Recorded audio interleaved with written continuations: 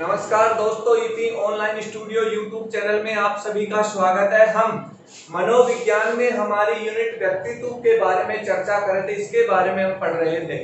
जो व्यक्तित्व होता है उसके बारे में हमने कल एक सामान्य जानकारी दी थी कि व्यक्तित्व होता क्या है। व्यक्तित्व क्या होता है कि जो व्यक्ति अपने चेहरे के यानी जो नकाब ओढ़ कर रहता है, यानी जैसा व्यवहार वो सामने वाले के सामने करता है वही उसका क्या होता है, व्यक्तित्व। चाहे अंदर से व्यक्तित्व कैसा भी हो, लेकिन लोगों के सामने, समाज के सामने जो जैसा व्यवहार कर रहा है, वातावरण में जैसा व्यवहार कर रहा है वही उसका क्या माना जाता है, व्यक्तित्व। क्योंकि व्यक्तित्व एक पर्सनैलिटी शब्द का हिंदी रूपांतरण है और पर्सनैलिटी शब्द किससे लिया गया था, लैटिन भाषा, जिसका अर्थ था नकाब या मुखौटा। अब हम बात करते हैं व्यक्तित्व के बारे में कि व्यक्तित्व के बारे में अलग अलग लोगों की अलग अलग अवधारणाएं हैं। सब अपने अनुसार इसकी अलग अलग मापदंड तय किए हैं कि किन किन मापदंड तय किए जाए कि व्यक्तित्व क्या होता है। हर मनोवैज्ञानिक का अपना एक अलग मापदंड है, तो हम उन मापदंडों के बारे में चर्चा करेंगे कि किन किन मनोवैज्ञानिकों ने क्या क्या मापदंड दिए। तो सबसे पहले जो हम चर्चा करेंगे वो करेंगे व्यक्तित्व की जो अवधारणाएं हैं। उन क्या जो अवधारणाएं हैं यानी जो मापदंड हमारे सामने हैं उनके बारे में चर्चा करेंगे। तो सबसे पहले हम जो इसके बारे में चर्चा करेंगे वो करेंगे भारतीय संस्कृति के अनुसार, यानी हम भारतीय संस्कृति के अनुसार व्यक्तित्व को क्या समझते हैं। तो भारतीय संस्कृति में जो सबसे प्रसिद्ध अवधारणा है वो है वैदिक ग्रंथों के अनुसार। किसके अनुसार है जो सबसे प्रसिद्ध अवधारणा है, वो है वैदिक ग्रंथों के अनुसार है। किसके अनुसार है, वैदिक ग्रंथों के अनुसार। वैदिक ग्रंथों के अनुसार सबसे प्रसिद्ध अवधारणा दी गई है। वैदिक ग्रंथों के अनुसार व्यक्तित्व को तीन प्रकार यानी तीन कैटेगरी में बांटा गया है। पहली जो कैटेगरी दी गई है वो दी गई है सतोगुणी। कौन सी, सतोगुणी कैटेगरी। दूसरी दी गई है वो दी गई है तमोगुणी। कौन सी, तमोगुणी। और तीसरी जो इसमें कैटेगरी दी गई है वो दी गई है रजोगुणी कैटेगरी। यानी तीन कैटेगरी में वैदिक ग्रंथों के अनुसार व्यक्तित्व को हमने बांटा, सतोगुणी, तमोगुणी और रजोगुणी। सबसे पहले हमारा आता है सतोगुणी, यानी कि धर्म और आस्था में लगा हुआ व्यक्ति। सतगुणी यानी सत कर्म में लगता हुआ, यानी धर्म में आस्था रखने वाला व्यक्ति, पूजा पाठ में आस्था रखने वाला व्यक्ति किसमें आएगा, सतोगुणी में आएगा। कौन से व्यक्ति आएंगे, धर्म की पालना करने वाला, धर्म की पालना करने वाला या फिर धर्म में आस्था रखने वाले व्यक्ति किसमें आएंगे, सतोगुणी में आएंगे। यानी ऐसे व्यक्ति जो धर्म में आस्था रखते हैं, पूजा पाठ में आस्था रखते हैं, वो किसमें आएंगे, सतोगुणी में आएंगे। ये ऐसे व्यक्तियों का जो व्यक्तित्व है वो क्या माना जाता है, सतोगुणी व्यक्तित्व माना जाता है। अगला जो है तमोगुणी, इसमें कौन से आते हैं, आलसी लोग, आलसी,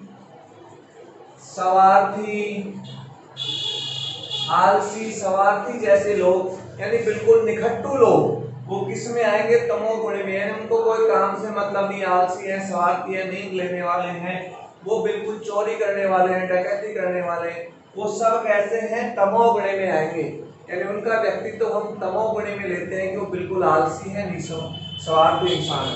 तीसरा हम जो ले रहे हैं इसमें, वो ले रहे हैं हम इसमें रजोगुणी व्यक्तित्व। रजोगुणी में हम लेते क्या हैं, ऐसे लोग जो कर्मशील हैं। कैसे लोग, जो कर्मशील हैं। कर्मशील का मतलब कार्य करते हैं, अपने कार्य की प्रकृति पर वो आगे बढ़ रहे हैं, अपने रास्तों पर आगे चल रहे हैं। पूजा भी करते होंगे, पाठ भी करते होंगे, लेकिन अपने नैतिक कार्यों का भी, जिम्मेदारियों का भी वो नैतिकता से वहन करते हैं। यानी कर्म के पथ पर वो अग्रसर है। कर्म मतलब कार्य के पथ पर वो निरंतर आगे बढ़ रहे हैं। ऐसे व्यक्ति किसमें आएंगे, रजोगुणी में आएंगे। और जो रजोगुणी है वो सर्वश्रेष्ठ व्यक्तित्व माना गया है। कौन सा व्यक्तित्व, सर्वश्रेष्ठ व्यक्तित्व माना गया है। कौन सा? रजोगुणी, क्योंकि ये कर्मशील व्यक्तित्वों का व्यक्तित्व है, इस कारण ये श्रेष्ठतम व्यक्तित्व माना गया है, रजोगुणी। तो ये था हमारी भारतीय संस्कृति के अनुसार जो सबसे प्रसिद्ध अवधारणा थी वैदिक ग्रंथों के अनुसार कि सतोगुणी जो धर्म की पालना करते हैं, केवल धर्म पूजा पाठ में लगे रहते हैं और कोई उनको कार्य से मतलब नहीं, भगवान का ध्यान करना, पूजा पाठ करना, बस खाना पीना। दूसरा है तमोगुणी, खाना पीना, सोना, आराम से आलसी लेटना, सुबह उठकर खाएंगे सोएंगे, शाम को उठेंगे खाएंगे, रात भर सोएंगे, कोई काम से मतलब नहीं, कौन क्या कर रहा है कोई मतलब नहीं फालतू। तीसरा आता है रजोगुणी, जो अपने कर्म में लगातार निरंतर प्रगतिशील है, अपने कर्म पर लगातार लग रहा है, जो लगातार मेहनत कर रहा है, ऐसा व्यक्ति रजोगुणी, जिसे वैदिक ग्रंथ के अनुसार, भारतीय संस्कृति के अनुसार सर्वश्रेष्ठ व्यक्तित्व माना गया है। क्या माना गया है? रजोगुणी। तो ये भारतीय संस्कृति की अवधारणा के अनुसार वैदिक ग्रंथ की अवधारणा थी। अब हम चलें यदि पाश्चात्य संस्कृति के अनुसार, किसके अनुसार? पाश्चात्य संस्कृति के अनुसार यदि हम बात करें पाश्चात्य संस्कृति की, तो सबसे पहले आता है हिप्पोक्रेटिस का वर्गीकरण। किसका? हिप्पोक्रेटिस का वर्गीकरण। हिप्पोक्रेटिस का वर्गीकरण। पाश्चात्य संस्कृति की हम बात कर रहे हैं, तो पाश्चात्य संस्कृति में सबसे पहले जो अवधारणा दी थी व्यक्तित्व की, चाहे पाश्चात्य नहीं हो, सबसे पहले वैज्ञानिक अवधारणा किसकी? व्यक्तित्व की सबसे पहले अवधारणा किसने दी थी? हिप्पोक्रेटिस ने दी थी सबसे पहले व्यक्तित्व की अवधारणा। तो ये क्वेश्चन बनता है कि व्यक्तित्व की सबसे पहले अवधारणा किसको ने दी थी? हिप्पोक्रेटिस ने दी थी। हिप्पोक्रेटिस की जो अवधारणा थी वो थी व्यवहार पर आधारित थी। इन्होंने जो व्यक्तित्व की अवधारणा का निर्धारित किया वो व्यक्ति के इस पर किया, व्यक्ति के व्यवहार के आधार पर इन्होंने व्यक्तित्व की अवधारणा प्रस्तुत की थी। किसके आधार पर? व्यवहार के आधार पर। इन्होंने व्यवहार के आधार पर व्यक्तित्व की 4 कैटेगरी निर्धारित की थी। पहली कैटेगरी में इन्हें माना कि एक मंद या धीमे लोग। कैसे? मंद या धीमे। दूसरा इन्होंने माना उदासीन लोग। दूसरा माना उदासीन। तीसरा इन्होंने माना आशावादी। आशावादी। और चौथा इन्होंने माना क्रोधी। यानी हिप्पोक्रेटिस ने व्यवहार के आधार पर व्यक्तित्व की 4 बिंदु दिए कि इन 4 प्रकार के व्यक्तियों में व्यक्तित्व पाए जाते हैं। मंद या धीमा, जो बिल्कुल धीरे धीरे कोई भी कार्य करेंगे, बिल्कुल धीमे धीमे। छोटे बच्चे भी उनसे फास्ट करेंगे लेकिन वो बिल्कुल धीमे रफ्तार होंगे। कार्य तो करेंगे लेकिन ना के बराबर वो कार्य करते हैं। ऐसे लोग किसमें आएंगे? मंद या धीमे में आएंगे। दूसरा था इसका उदासीन, जो बिल्कुल न्यूट्रल है, जिनको कोई मतलब नहीं है, उनको कुछ कहे जाओ ये करना है, ऐसे करना है, वो बिल्कुल उदासीन रहते हैं, उनके ऊपर उस चीज का कोई फर्क नहीं पड़ता है, बिल्कुल नेगेटिव लोग हैं। आशावादी, हाँ वो आशा जरूर रखते हैं। आशावादी में कौन लोग आएंगे? कि ऐसे लोग जो बिल्कुल आशावादी हैं, जुझारू हैं, यानी निरंतर कार्य करने पर फोकस रखते हैं। उन्हें आशा होती है कि मैं ये करूंगा तो ऐसे ये हो जाएगा, तो आशावादी। चौथो कैटेगरी दो इन्होंने दी, चौथी कैटेगरी वो थी क्रोधी, यानी जो लोग जो अत्यधिक बात बात पे क्रोध यानी गुस्सा आए, ऐसे लोगों को क्रोधी कैटेगरी में। सबसे पहले हिप्पोक्रेटिस ने व्यक्तित्व की अवधारणा दी। इनका आधार व्यवहार के आधार पर इन्होंने दिया। इन्होंने मंद या धीमा, जो बिल्कुल कार्य को धीरे धीरे करते हैं, ना के बराबर उदासीन, जिन्हें कोई फर्क नहीं पड़ता है क्या करना है क्या नहीं, उन्हें कोई मतलब नहीं। आशावादी, जो लोग निरंतर प्रगतिशील हैं, आशा रखते हैं कि ये कार्य हाँ मैं कर सकता हूँ, करेंगे। क्रोधी, जो लगातार क्रोध प्रकट करते हैं। पाश्चात्य संस्कृति में एक मुख्यतः अवधारणा एक मनोवैज्ञानिक ने और दी, उनका नाम था शेल्डन। क्या नाम था? शेल्डन ने एक अवधारणा दी। अब हम बात करें एक अवधारणा पाश्चात्य संस्कृति में ही हम बात करें तो एक अवधारणा और थी व्यक्तित्व की, वो थी शेल्डन के आधार पर। शेल्डन ने जो अवधारणा दी उसका आधार शारीरिक आधार था। यानी व्यक्ति के शारीरिक आधार पर सेल्डन ने व्यक्तित्व की अवधारणा प्रस्तुत की थी। किसके आधार पर? शारीरिक आधार पर सेल्डन ने व्यक्तित्व की क्या दी थी? अवधारणा दी थी। तो इन्होंने शारीरिक आधार पर 3 कैटेगरियों में डिवाइड किया। एंडोमॉर्फिक, पहली कैटेगरी दी इन्होंने एंडोमॉर्फिक, जिन्हें हम बोल सकते हैं गोलकाय, यानी मोटे लोग। कैसे लोग? मोटे लोग।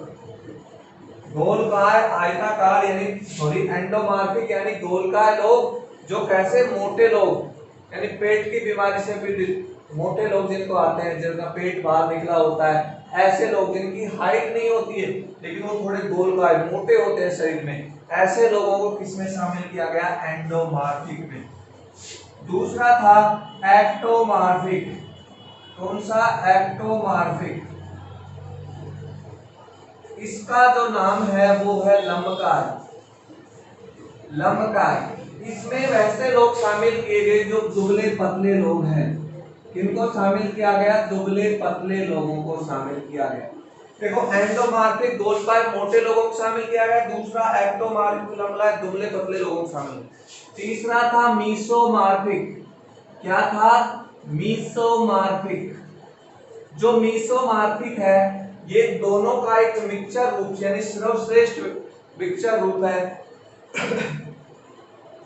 यानी इसमें कौन से लोग आएंगे? शक्तिशाली लोग, जिनमें शारीरिक बल ज्यादा होता है। एंडोमॉर्फिक में मोटे लोग, एक्टोमॉर्फिक में दुबले पतले लोग, और मीसोमॉर्फिक में ऐसे लोगों को शामिल किया गया जिनमें शारीरिक बल ज्यादा है, जो मेहनत ज्यादा करते हैं, कार्य ज्यादा कर सकते हैं, ऐसे लोगों को शामिल किया गया मीसोमॉर्फिक। तो सेल्डन का महत्वपूर्ण अवधारणा किसके आधार पर? शारीरिक आधार पर 3 भागों में एंडोमॉर्फिक, एक्टोमॉर्फिक और मीसोमॉर्फिक के आधार पर बांटा है। अब यदि हम बात करें व्यक्तित्व की, तो व्यक्तित्व किन किन चीजों से प्रभावित होगा? क्या व्यक्तित्व किन किन चीजों से प्रभावित होता है? तो जो व्यक्तित्व है, व्यक्तित्व जो प्रभावित होता है वो देखिए, व्यक्तित्व वंशानुक्रम से भी प्रभावित होता है। किससे? वंशानुक्रम, वंशानुक्रम से भी प्रभावित होता है, हमारे चारों ओर के वातावरण से भी प्रभावित होता है। यानी व्यक्तित्व, वंशानुक्रम, वातावरण और इसके कुछ मनोवैज्ञानिक कारण भी होते हैं।